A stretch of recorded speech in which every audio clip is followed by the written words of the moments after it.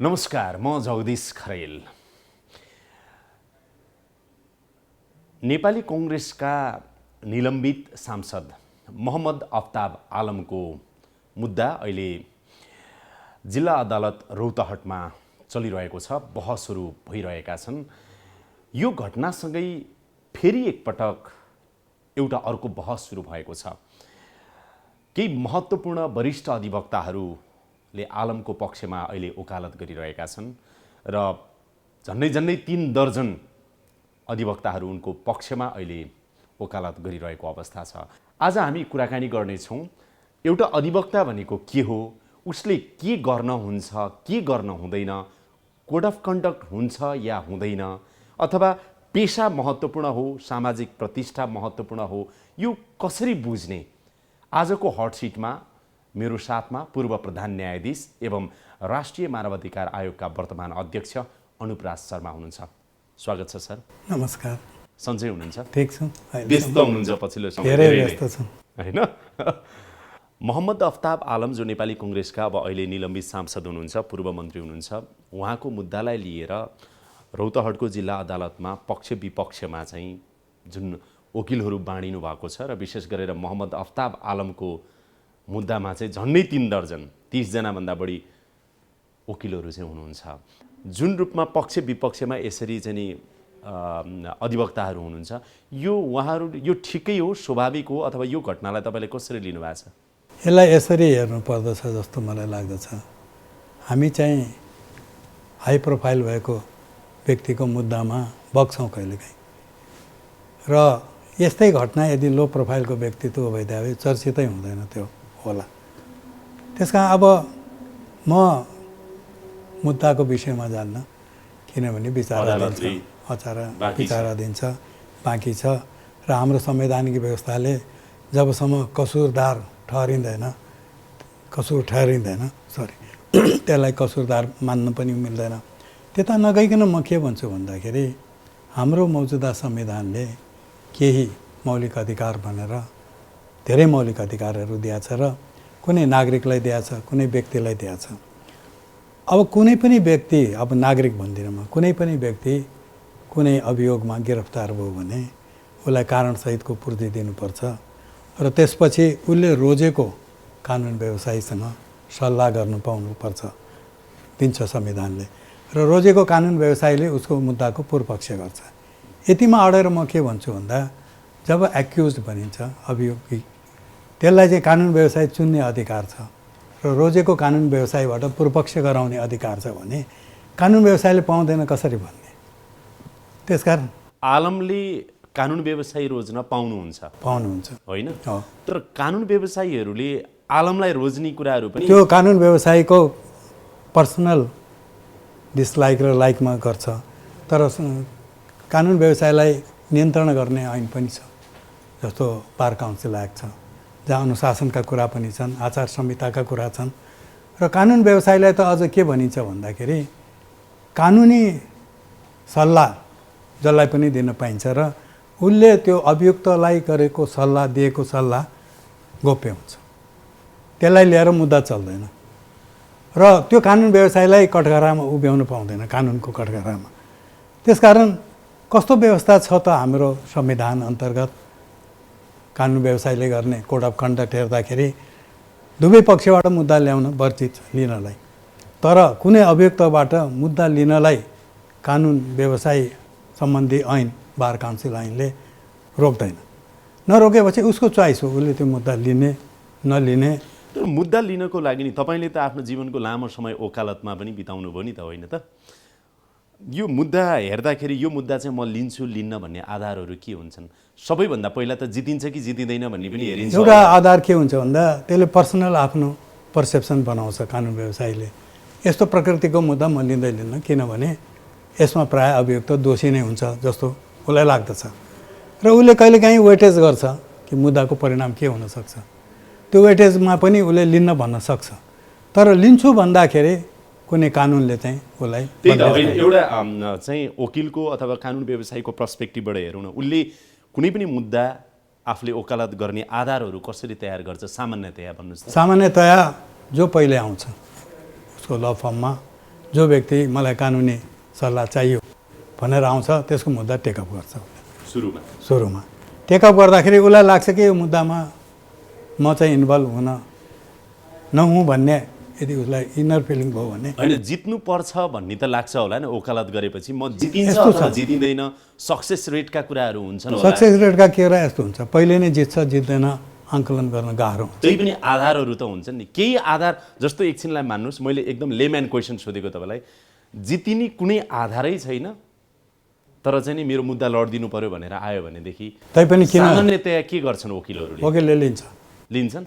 नजिते पनि लिन्छन् नजित्ने भनेर ठोकुवा गर्न सकिँदैन किन सकिँदैन भने कहिलेकाहीँ जित हार एउटा ठाउँमा हुन्छ सजायको कम बेसी हुन्छ कम सजाय गराउन सकिन्छ कि त्यो पनि आङ्कलन गर्छ यदि छुटेन त्यो अभियुक्त तर सजायको यदि ल्याटिच्युड राखेको छ जस्तो 5 वर्षदेखि 10 वर्ष भने कुनै ऐनले भने 5 वर्षमा सीमित गर्न सकिन्छ कि अथवा जरिमानाको पार्टमा मात्रै जान सकिन्छ कि त्यसमा कसरी त्यो मुद्दा दायर भएको छ प्रमाणहरू वादी सरकारले कसरी कलेक्सन गरेको छ र साक्षीहरूको बयानले के भन्दछ कतिपय घटनाहरू हुन्छन् नि गम्भीर मानवाधिकार उल्लङ्घनका घटना आपराधिक घटनाहरू जघन्य अपराधहरू जुन हुन्छन् यस्तोको अभियोग र कयौँ प्रमाणहरू जस्तो चाहिँ बाहिर आइरहेका हुन्छन् कुराहरू मिडिया मार्फत आएका हुन्छन् अथवा घटना हेर्दाखेरि त्यो देखिन्छ यस्तो विवेक भन्ने त हुन्छ होला नि त वकिलहरूको पनि हुँदैन अब विवेक हुन्छ तर उसको प्रोफेसनल लाइनले नै के भन्छ भन्दाखेरि विवेकले बढी काम गर्छ या कानुन मेरो पेसा हो कानुन मेरो पेसा हो मैले लिनुपर्छ भन्ने सेन्सले बढी काम गर्छ अब लिनु नलिनु प्रत्येक वकिलको वैयक्तिक इच्छा र अनिच्छाको कुरा हो अनि अब यही आलमको घटनामा हेर्नुहोस् न जस्तो अब बाहिर यसरी छरपष्ट रूपमा त यति धेरै कुरा आइसक्यो कि अब त्यति बेलाको मानवाधिकार आयोगले त्यति बेलाको बार एसोसिएसनले सँगै मिलेर गरेको अनुसन्धानबाट यसलाई अनुसन्धानमा लानुपर्छ घटना भएको छ यस्तो भएको छ यस्तो भएको छ भनेर चाहिँ नि भनिसकेको अवस्था थियो होइन त अहिले यति धेरै छरपष्ट कुराहरू आइरहेका छन् यस्तो अवस्थामा जस्तो कतिपय वकिलहरू अब 30 जना भन्दा बढी चाहिँ वकिलहरू अहिले आलमको पक्षमा चाहिँ बहस गरिराख्नु भएको छ यो ठिकै गर्नुभयो उहाँहरूले म चाहिँ मुद्दाको डेप्थमा पनि जान्न मुद्दाको नाममा पनि म जान्न म एउटा सैद्धान्तिक विवेचना मात्रै गर्दछु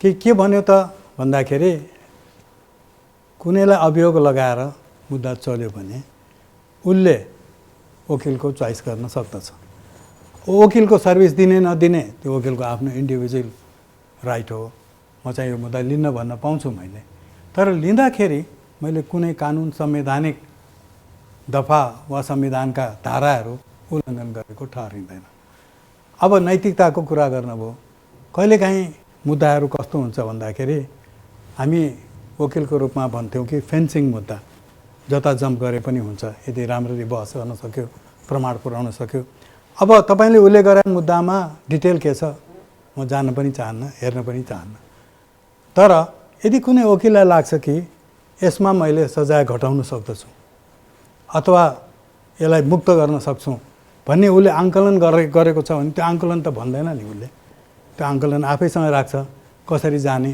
कसरी मुद्दा डिजाइन गर्ने त्यो गरेकोमा कहिलेकाहीँ नैतिकताको आधार लिएर मानिसले भन्छ भन्नलाई तर कानुन व्यवसायी नैतिकताको आधारमा कुनै मुद्दा लिने नलिने होइन उसले त्यसको ग्राभिटी कसरी तौल्छ भन्दाखेरि कानुनी रूपबाट छिर्ने वा बच्ने छिद्रहरू छ कि छैन त्यसरी लिने भाव हुनाले संसारमा पेसा बाहेक केही पनि होइन त सर पेसाभन्दा ठुलो जस्तो अघि तपाईँले नैतिकता समाज देश जनता कम्तीमा यो कुराहरू चाहिँ नि पर्दैन र त्यो वकालतमा नैतिकता भनेको तपाईँले वादीको पनि लिने प्रतिवादीको पनि लिने पाउनुहुन्न नैतिकताको बन्धन त्यहाँ आउँछ कानुनी बन्धन पनि आउँछ तर यो मुद्दामा हेर्नु हुँदैन भनेर अर्कोले भन्न सक्दैन किन भन्दाखेरि तपाईँ यसरी हेर्नु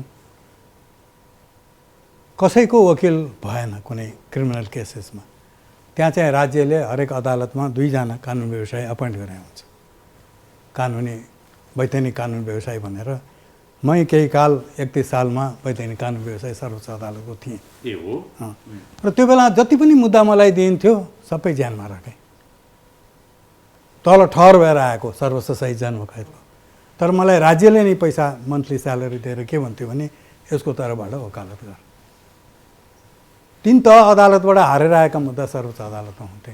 तैपनि राज्यले राज्यको बजेटबाट प्रोभाइड के गरेको थियो भने त्यो एक्युजलाई कि कानुन सेवा चाहिँ प्राप्त हुनु पर्दछ। त्यसबाट हामीले पनि मान्यौँ कि कानुनी सेवाबाट वञ्चित चाहिँ हुँदैन है। अब त्यो वकिलको कुरो हो, उसले लिने नलिने। अनि तपाईँलाई त राज्यले पैसा दिएर अब यसको पक्षमा लडिदियो भने त्यो तपाईँको भयो। तर कतिपय घटना तपाईँ रौतहट घटना नै नजाउँ, स्पेसिफिक भएर तपाईँसँग म सोध्दिनँ होइन, तर सामान्यतया सैद्धान्तिक रूपमा चाहिँ प्रतिष्ठित वकिलहरू जो हुन्छन् नि, जसको कुरा समाजमा सुनवाई हुन्छ, जसले बोल्दाखेरि समाजमा प्रभाव पर्छ, जसले बोल्दाखेरि समाजले पत्याउँछ, सुन्छ, यो त यति प्रतिष्ठित व्यक्ति हुन्, यति राम्रो मान्छे हुन्, तिनै वकिलहरू चाहिँ अहिले जस्तो मान्नुहोस्, एकछिनलाई एउटा उदाहरण लिउँ न, आलमको पक्षमा यसरी वकालत गरिराख्नु भएको छ। केही समय अगाडि चुडामणि शर्माको पक्षमा गर्नुभएको थियो। इतिहासदेखि यस्ता विभिन्न घटनाहरू छन्।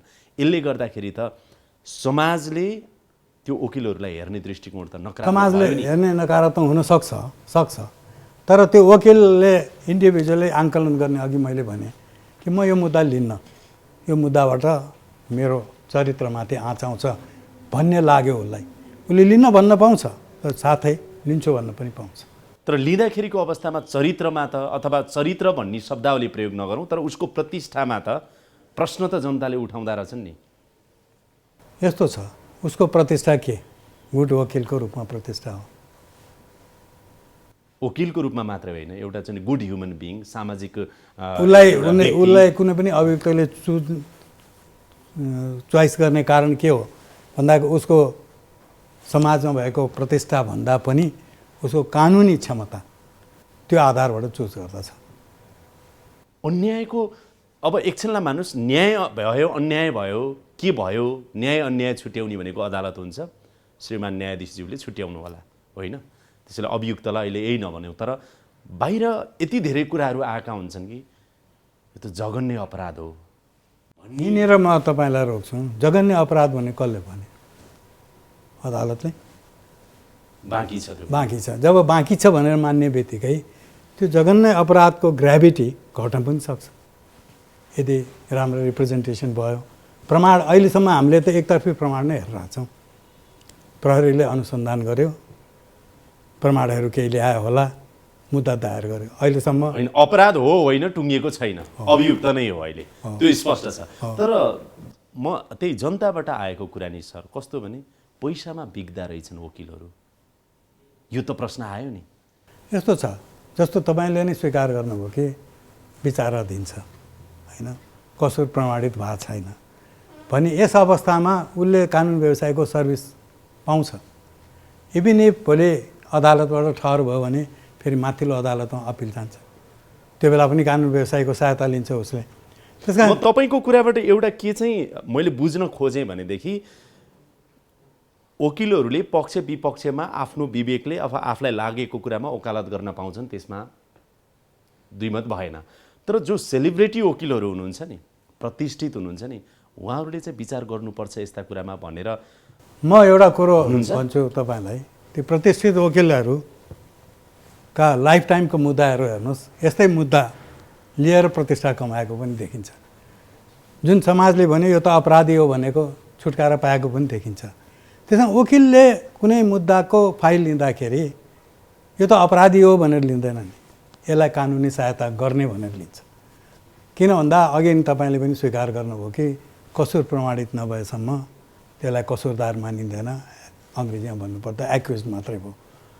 त्यसकारण हाम्रो जुन कानुनी व्यवस्था छ र हाम्रो वकालतको सिस्टम छ त्यो बेलायतबाट इन्डिया, इन्डियाबाट नेपाल सरायो र 8 सालदेखि मात्रै कानुन व्यवसायको सर्भिस पाएको हो नेपालले।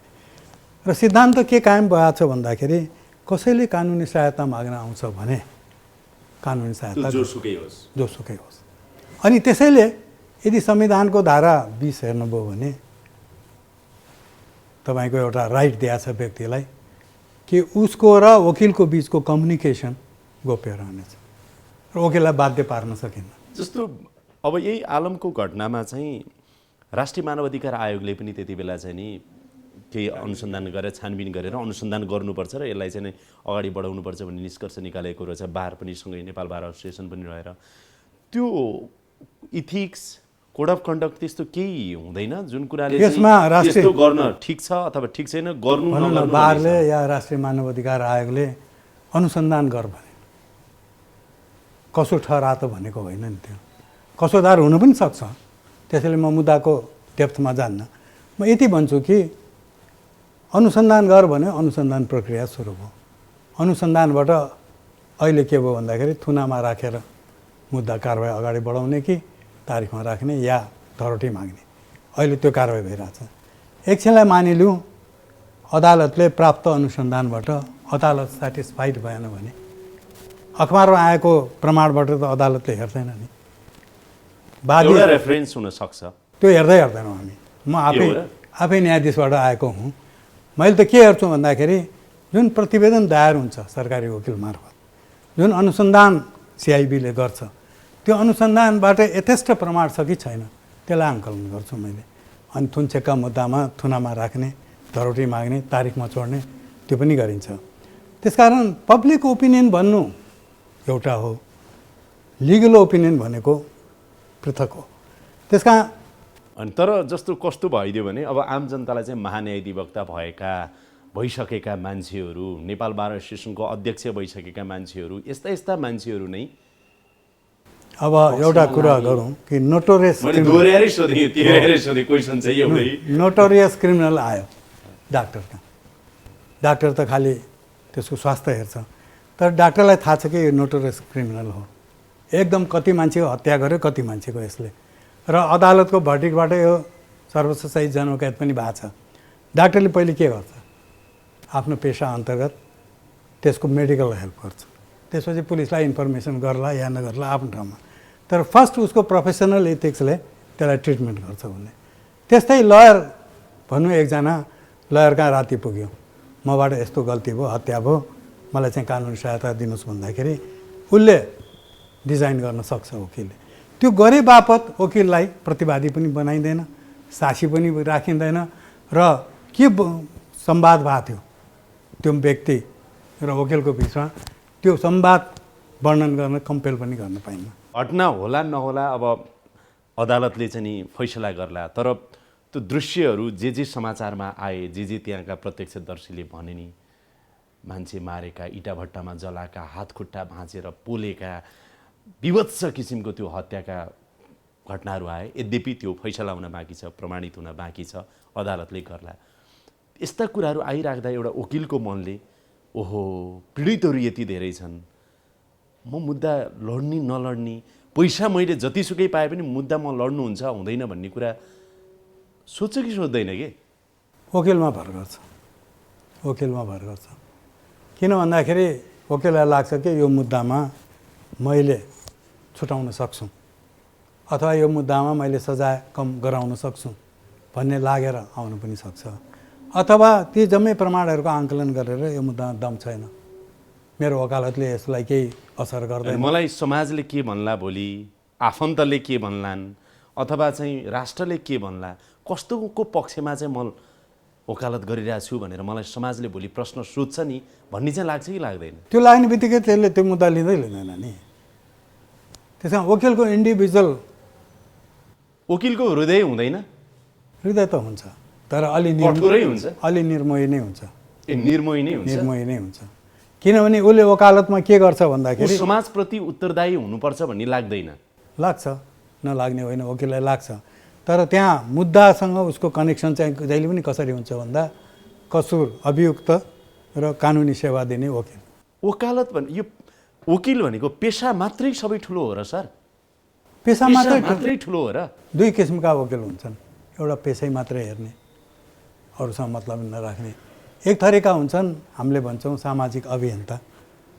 त्यस्तो थरीले चोइस गर्छ मुद्दामा, उसले तपाईँले फेरि यसरी पनि हेर्नुहोस्, जस्तो क भन्ने वकिलले त्यो मुद्दा लिएन, खले त लिन्छ, गले त लिन्छ, तर सामाजिक रूपमा प्रतिष्ठित भएकाले कम्तीमा त पायो। उसको पेसागत रूपले उसले चाहिँ नि जसको पनि वकालत गर्न पायो, होइन भने फर्स्ट कम फर्स्ट सर्भिस पहिला जो आउँछ उसको बारेमा गर्छ, सके जिताउँछ, नसके अघि तपाईँले भन्नुभयो सजाय कम गराउँछ अथवा अरू कम गराउँछ। आफ्नो हिसाबले चाहिँ नि पेशागत धर्म निर्वाह गर्न उसलाई चाहिँ नि संविधानले दिएको छ, अधिकार दिएको छ, त्यो तपाईँले भनि नै सक्नुभयो। तर सामाजिक रूपमा प्रतिष्ठित मान्छेले केही त सोच्नु पर्थ्यो नि भन्न मात्रै खोजेको। वकिलको रूपमा मात्रै उसले आफूलाई राखेको छ भने सामाजिक रूपले सोच्दैन उसले। तर ऊ चाहिँ वकिल अलावा सामाजिक उत्तरदायित्वप्रति छ भने मुद्दाको सोच्दछ, आङ्कलन गर्दछ। तर यहाँले अघि भन्नुभयो नि सामाजिक रूपले हेर्ने बित्तिकै कानुन व्यवसाय सम्बन्धी ऐनले फर्स्ट कम फर्स्टलाई सर्भ गर्नुपर्छ भने पनि छ, कानुनी सेवा दिनुपर्छ पनि भनेको छ। र कानुनी सेवा दिँदाखेरि उसले सम्बन्धित व्यक्तिलाई जस्तो डिजाइन पेस गर्दछ कि यसरी जान्छु म भन्नुहोस् कि त्यो सम्बन्धित एक्युजले सबै घटना वर्णन गर्यो, मैले मारे हो, यस्तो यस्तो घटना भयो। त्यो पनि वकिलले त थाहा पाए, प्रस्तावित वकिलले, प्रहरीले थाहा पाएन। प्रहरीले त्यो वकिललाई ल्याएर त्योसँग के संवाद भयो भन्न पाउँदैन। कन्स्टिट्युसनले बार गर्यो प्रहरीलाई। त्यो किन गर्यो त कन्स्टिट्युसन डिजाइनरहरूले? अपराधी भनेर आयो वकिल कहाँ, मैले यसरी मारेँ, यस्तो घटना भयो भन्यो र पुलिसलाई थाहा पायो कि वकिललाई सबै थाहा छ। त्यो गोपनीय ऊ चाहिँ राख्न सक्छ वकिलले, होइन त? यो एउटा कुरा नि सर, आलम प्रकरणमा सरसर्ती हेर्दा 7-8 जना चाहिँ यता पीडितको पक्षमा, जो अहिले चाहिँ नि दोषी करार गरिएको छ उसको पक्षमा चाहिँ 30-32 जना। यो के कुराले निर्धारण गर्यो? एउटा पैसा नै त होला नि। दुईवटा चिज हुनसक्छ। एउटा मेन त पैसा पनि हुनसक्छ, अर्को कनेक्सन पनि हुनसक्छ, आलमको सम्बन्ध पनि हुनसक्छ। अब त्यो किन जानुभयो त्यो त सम्बन्धित वकिलले भन्ने भयो। होइन, सम्बन्धित व्यक्ति नकिटौँ, तर धेरै र थोरै भयो भने तपाईँ चाहिँ के देखिराख्नु भएको छ? धेरै र थोरैले मुद्दाको फैसलालाई असर गर्दैन।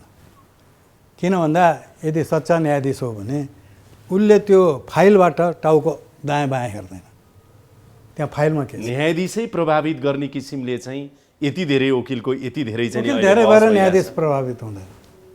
त्यो चाहिँ जनमानसमा एउटा भ्रम छ कि फलानु वकिलले बोल्यो भने मुद्दा जित्छ। अहिले कस्तो पनि चलन चलाएको थियो भन्दाखेरि राजनीतिक दलका नजिक भएका वकिल 4-5 त राख्थ्यो। किन भन्दाखेरि राजनीतिक दर्शनमा दीक्षित छ कि न्यायाधीश, त्यो चाहिँ एउटा भ्रमात्मक व्यवस्था हो। र वकिलले तपाईँहरू पत्रकार सञ्चारकर्मीहरू देख्नुहुन्छ लामो बहस गराइ हुन्छ, तर त्यो बहसले पनि केही असर गर्दैन।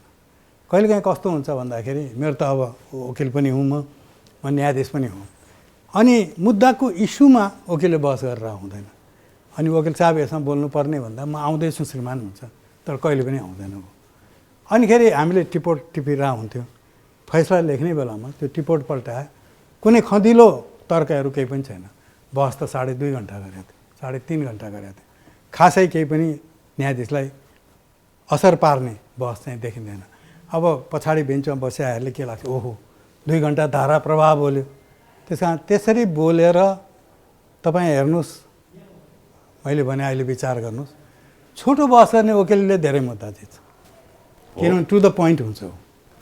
तपाईँसँग जब कथ्य कुरो धेरै हुँदैन अनि तपाईँले फुलबट्टा भर्नुहुन्छ, अनि लामो भाषण सुरु हुन्छ, राजनीतिक भाषण जस्तो। अब अहिले जस्तो पछिल्लो समयमा के देखियो भने आलमको पक्षमा रहेका वकिलहरूको समेत संलग्नतामा बयान फेर्ने, अनि फेरि एउटा बयान दिएको छ, फेरि त्यो फेरिएको छ, फेरि हामीलाई डर धम्की दियो भनेर फेरि कुराहरू आएको छ। यसरी अदालत कुनै न कुनै रूपमा प्रभावित पार्ने काम पनि भइरहेको छ भन्ने कुरा तपाईँले पनि सुन्नुभएको होला नि। मानव अधिकारको पर्सपेक्टिभबाट चाहिँ के भन्नुहुन्छ तपाईँ? मैले त के भन्छु भन्दाखेरि यो कसुर जुन अहिले चर्चामा आयो त्यसमा चाहिँ अनुसन्धान गर्नुपर्छ भनेरै मानव अधिकार आयोगको रिपोर्ट पनि थियो र अनुसन्धान भयो। अब अनुसन्धानमा दायरी कसरी भयो त्यो त थाहा छैन मलाई।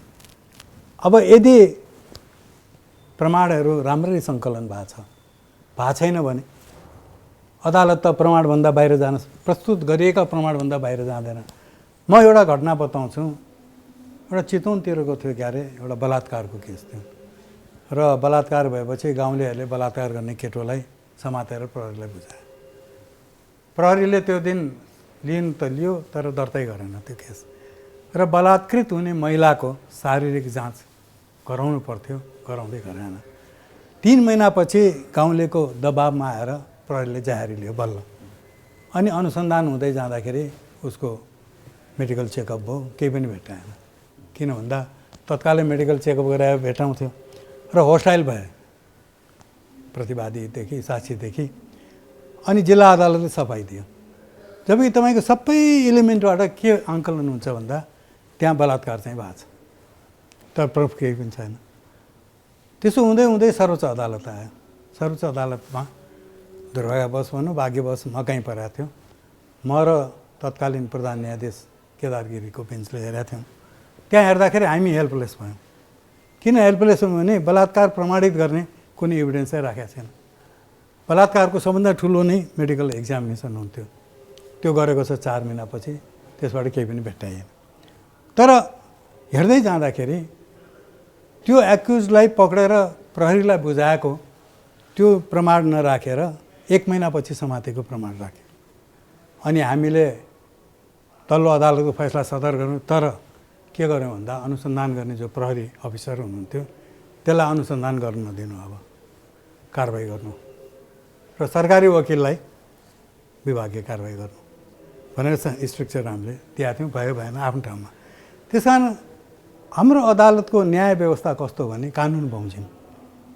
त्यसैले भन्छ कानुन बमोजिम न्याय भन्दाखेरि कानुनबाट छिर्यो। प्रमाणहरू नष्ट हुँदै गए भने त, प्रमाणहरू फेरिँदै गए भने त, बयानहरू फेरिँदै गए भने त, पीडितले म पीडितै होइन भन्दै गयो भने त उसले भन्छ। तर बयान पूर्व बयान पनि त हुन्छ नि, त्यहाँ पछिल्लो बयान पनि हुन्छ त्यहाँ।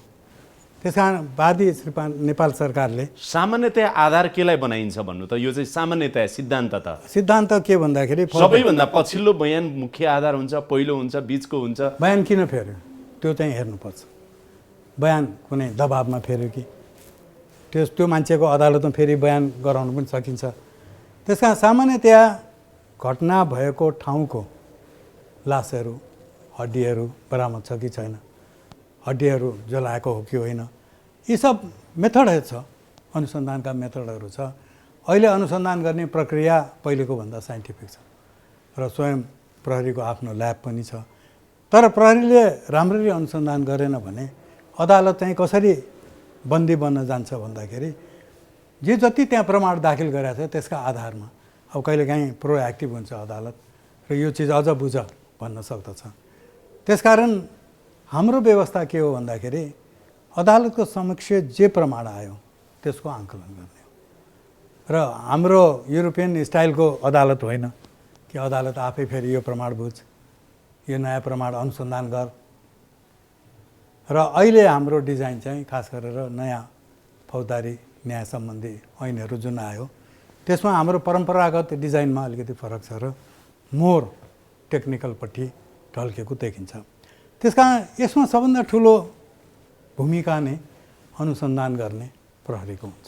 म एउटा कुरा सोच्छु, तपाईँको अहिलेको चितवनको घटना भन्नुभयो नि तपाईँले, त्यति बेला तपाईँहरूले फैसला गरिराख्दाखेरि त्यो बलात्कार चाहिँ भएको भयो, तर हामीसँग यसलाई सजाय गर्ने चाहिँ फैसला गर्न सक्ने चाहिँ प्रमाण छैन भन्ने नै लाग्यो मनमा। लाग्यो तपाईँको मनले चाहिँ भन्यो यसले बलात्कार गर्यो नै, अब मेरो पक्कै गर्यो होला, यसलाई सजाय गर्ने चाहिँ मसँग प्रमाण छैन। म न्यायाधीशको हैसियतले मैले कानुन बमोजिम न्याय गर्ने हो, ब्रह्म न्याय गर्ने होइन। कानुनले मलाई केही नै प्रमाणै दिएन, नदिएपछि मलाई फिल भयो भनेर मैले सजाय गर्न त पाउँदिनँ। र फेरि अर्को त्यो बेलाको सिस्टमले मैले पुनः त्यो अनुसन्धान गराउन सक्दिनँ। फेरि युरोपतिरको अदालतहरूलाई त्यो अधिकार छ, त्यो अधिकार छ, नेपालमा छैन। हामीले दुर्भाग्यवश ब्रिटिस सिस्टमको अनुसन्धान प्रक्रिया इन्डियाले लियो, हामीले पनि त्यही नै ल्याउँ। अहिले अलिकति परिवर्तन भएको छ। वास्तवमा यदि अदालतलाई लाग्यो कि यहाँ प्रमाणको खेलवाड हो धेरै भने पुनः अनुसन्धान गराउन सक्नुपर्छ अदालत। अब अन्तिममा सर यही इस्युमा आम जनतालाई के भन्नुहुन्छ कि जुन रूपमा अहिले अब तपाईँले केही कुराहरू त निष्कर्ष निकाल्नुभयो, तपाईँको कुराबाट स्वाभाविक छ त्यो वरिष्ठ होस् कनिष्ठ होस् अधिवक्ताले आफ्नो पक्षमा आफूलाई लागेको हिसाबले वकालत गर्न पाउँछ भन्ने कुराहरू त गर्नुभयो, तर समाजमा उठिरहेका यो टिका टिप्पणीको सन्दर्भमा अहिले जो वकिलहरू चाहिँ आलमको पक्षमा मान्नुहोस् न वकालत गरिराख्नु भएको छ, यो स्वाभाविकै हो भन्नुहुन्छ, ठिकै हो भन्नुहुन्छ? समाजलाई दिने जवाब एउटा समाजलाई दिने जवाब चाहिँ कहिलेकाहीँ समाजको दृष्टिकोण चाहिँ यो अपराधी नै हो भन्नेमा जान्छ, अनि त्यो दृष्टिकोण परिवर्तन हुन गाह्रो हुन्छ। र अपराधी ठहराने अदालतले भने एउटा केही पनि चल्दछ भन्दाखेरि अदालत प्रभावित भयो अनि छोड्यो, किनभने हाई प्रोफाइल केस थियो भनिन्छ। तर समाजमा बसेका विज्ञहरूले के पनि हेर्नुपर्छ भन्दा के प्रमाण दाखिल गर्यो त, त्यो आङ्कलन कसरी गर्यो त? अब जहाँसम्म कानुन व्यवसायले लिन पाउने कि नपाउने उसको चोइस हो। उसले लाग्यो कि यो मुद्दा लिँदाखेरि मेरो सामाजिक प्रतिष्ठा ह्रास हुन्छ भन्ने आङ्कलन गर्यो, लिँदैन। होइन भने कानुनले त उसलाई छेप्दैन। अघि मैले भने हाम्रो संविधानको सायद धारा 20 हो फौजदारी न्यायको। अब प्रतिष्ठित वकिलहरूलाई चाहिँ के भन्नुहुन्छ, जुन सामाजिक रूपले प्रतिष्ठित छन्? तपाईँ त वकालतबाटै पनि आउनुभएको, अब न्यायाधीश भइसक्नु भएको मान्छे, प्रधान न्यायाधीश भइसक्नु भएको मान्छे, सामाजिक प्रतिष्ठा, अहिले राष्ट्रिय मानव अधिकार आयोगको अध्यक्ष हुनुहुन्छ तपाईँ। सामाजिक रूपले प्रतिष्ठित व्यक्तिहरू चाहे जुनसुकै पेसामा रहे तापनि तपाईँहरूले यो कुरा चाहिँ ख्याल गर्नुपर्छ है भनेर समग्र त्यो भन्न गाह्रो छ। त्यो भन्न किन गाह्रो छ भन्दा जहाँ कन्स्टिट्युसनले अपराधी मानिएका व्यक्तिसँगको कम्युनिकेसन त भन्न बाध्य हुँदैन भनेको छ, र कानुन व्यवसायीको पेसाले भन्छ कि तिमी कहाँ जो आउँछ कानुनी सल्लाह दिनुपर्छ। अब त्यो त इन्डिभिजुअल चोइसको कुरा हो कि म यो मुद्दा लिन्न भन्न त पाउँछ उसले, तर लिन्छु भन्न पनि पाउँछ। अब जहाँसम्म सामाजिक रूपले हेर्ने हो भने यो बहुतै गाह्रो कुरा हो कि सामाजिक हेर्ने कि आफ्नो प्रोफेसनल लले डिक्टेट गरेर नाम्छ। बढी कुन हो भन्नुहोस् त? बढी वकिलको तपाईँको लागि चाहिँ? मेरो लागि त प्रतिष्ठा पनि हो, मेरो लागि त प्रतिष्ठा पनि हो। मेरो यदि तपाईँले ब्याक हिस्ट्री हेर्नुभयो भने सायदै यस्ता खालका मुद्दामा म एपेयर भएको छु। त्यसमा मैले मेरो एउटा टार्गेट फिक्स गरेँ कि अनुपराज शर्माको जीवनमा चाहिँ सामाजिक प्रतिष्ठा पनि त्यतिकै महत्त्वपूर्ण छ। मेरो जीवनमा त छ, अहिले पनि छ। मेरो त्यो छान्ने अधिकार सम्बन्धित वकिललाई नै छ। वकिलले छान्दाखेरि यस्ता मुद्दाले म बढी आलोच्य हुन्छु समाजमा, मेरो प्रतिष्ठालाई असर गर्छ। म मुद्दाको नाम चाहिँ लिन्न। किन लिन्न भन्दाखेरि अघि नै मैले भने कि यो हाई प्रोफाइल मुद्दा चाहिँ बढी चर्चित हुन्छ। एउटा विचार गरौँ, सामान्य मान्छेले यो अपराध गराए भए यसको चर्चै आउँदैन थियो। तपाईँ सामान्य मान्छेले यो खालको दोष भनौँ न, अब अपराध त नभनौँ, सामान्य यो लेभलको दोषै लाग्दैन नि। यो त हेर्नुहोस् सिनेमा जस्तो, अहिले रौतहटमा सिनेमामा हुन्छ नि जे घटनाहरू, मैले सामान्य भनेको जसको पोलिटिकल ब्याकग्राउन्ड छैन। नेपालमा चाहिँ पोलिटिकल ब्याकग्राउन्ड छ भने हाई प्रोफाइल हुन्छ, पोलिटिकल ब्याकग्राउन्ड छैन धनीमानी व्यक्ति हो कुनै, त्यसले यो गरेको भए सायद चर्चा पनि यति। अहिले यो रौतहट घटना त कस्तो भएको छ भनेदेखि सर सिनेमा हेरेको जस्तो ती घटनाहरू जुन बाहिर आइरहेका छन् त्यस्तो देखिन्छ। अनि अदालत देखिन्छ, बाहिर मान्छे अपहरण गर्ने भने जस्ता बयान फेर्ने भने जस्तो त्यो वकिलहरूको पनि लाम हेऱ्यो भनेदेखि चाहिँ लिस्ट हेऱ्यो भनेदेखि त्यति धेरै देखिने। त्यो एउटा कुरो चाहिँ निश्चित मान्नुहोस् कि वकिलको लामले न्यायाधीश प्रभावित चाहिँ हुँदैन र हुँदैन। हुनु हुँदैन त छँदैछ, हुँदैन। किनभने उसले चाहिँ हेर्छ उसको टेबलमा जुन सरकारी वकिलले फाइल प्रड्युस गर्दछ त्यो फाइलमा रहेका तथ्यहरूबाट कथित अपराध भएको हो कि होइन त्यसमा जान्छ। अब तथ्यहरू सङ्कलन कसरी गरेका छ त्यो त अहिले मलाई थाहा छैन। अन्तिम प्रश्न सोध्छु सर, नेपालको न्याय विवादित बनि नै रहेको छ। पहिलादेखि नै अहिलेसम्म पनि निष्पक्ष रूपमा न्याय पाइन्छ पाइँदैन भने, हुन त हार्नेहरूले कहिले पनि न्याय राम्रो भयो भन्दैनन्, त्यो स्वाभाविक हो। तर न्याय प्रशासन पनि प्रभावित भइरहेका समाचारहरू यसरी आइराख्दाखेरि, त्यो देखिराख्दाखेरि न्यायाधीशले विवेकै गुमाउँदैनन् भन्ने त छैन नि? न्यायाधीशमा खराब पनि हुनसक्छ, असल न्यायाधीश पनि हुनसक्छ, बात लागे न्यायाधीश पनि हुनसक्छ, एकदम निष्कलङ्क न्यायाधीश पनि हुनसक्दछ। त्यस कारण तपाईँका अब न्यायाधीशको फोर्स हेर्नुहोस् न, हाइकोर्टमा 80भन्दा बढी न्यायाधीश छन्, सर्वोच्च अदालतमा 21 जना न्यायाधीश छन्, सबै उही श्रेणीका हुँदैन। तर न्यायपालिकालाई हाँक्ने भने दुईवटा मात्रै असल नेतृत्व भयो भने त्यसले हाँक्दछ। त्यसले कसरी आँक्दछ भने त्यसले नियन्त्रण गर्छ। जस्तो भ्रष्टाचारकै कुरा गरौँ, अब नेतृत्व असल भएन भने छाडापन आउँछ। अदालतको स्वतन्त्रता भनेर हामी कराउँछौँ नि, त्यो स्वतन्त्रता न्यायाधीशको स्वतन्त्रता होइन।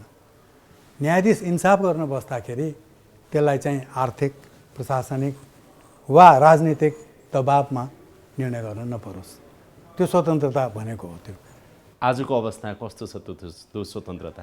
संविधान त ऊ स्वतन्त्रै छ, अब अरू हिसाबले कमजोर छ। अरू हिसाबले कमजोर छ। त्यसैले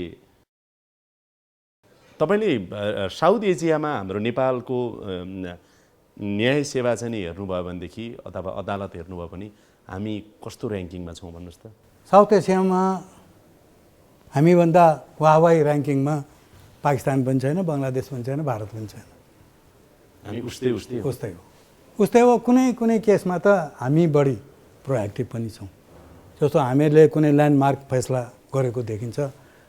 यो कुरो कसरी पनि देखिन्छ भन्दाखेरि नेपालले कतिपय फैसलाहरू गरेको भारतमा त्यो 5 वर्षपछि मात्रै आएको छ।